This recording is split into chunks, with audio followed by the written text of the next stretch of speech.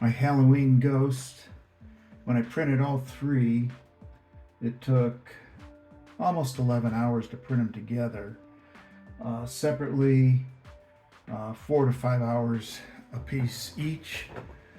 They're scaled down a little bit. This little guy, he stands, but if you don't, depending on where you're standing him, you may have a little bit of an issue. This one's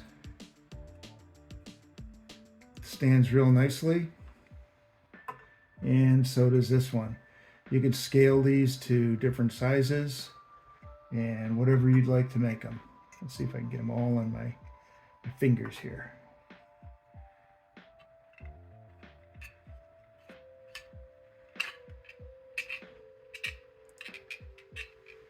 And what we've done is just put them around the house for decorations and use them for Halloween.